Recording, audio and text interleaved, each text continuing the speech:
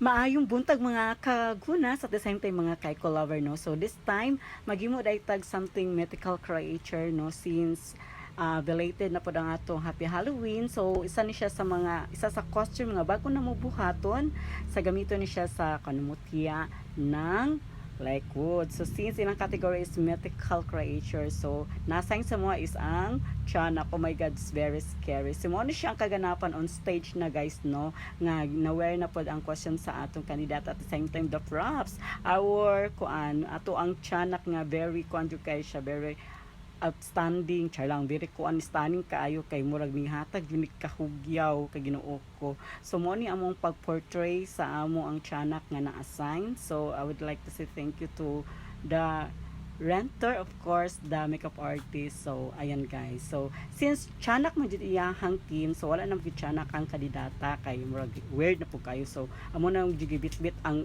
mismong tiyanak. So again, that's made from eco-friendly materials na ang kuan dami namo nga tiyanak. So na po siya pag ano, weirdo dyan na siya gihaguan dyan na of course here in Guanas Diseño. So ismonish ang sa pinaka-highlights ug naghatag og kahugyaw sa katawhan sa likod sa nananaw-ana nga search. So look at my baby tiyanak. So ayan no.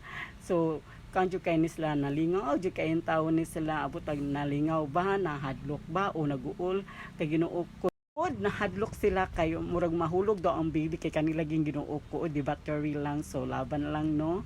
So ayan guys no, so na happy na pod baya ang all sa nagwatch. So again thank you so much sa kandidata sa pag-portray. So closer look data sa atong kuno sa atong tiyanak, of course the baby tiyanak. So mo na siya ang closer look no. So medyo kuan jud kay siya no, medyo scary jud kay gihaguan na of course sa inyong iyaan sa inyong eco queen. So ayan guys at mo walk dyan na sila.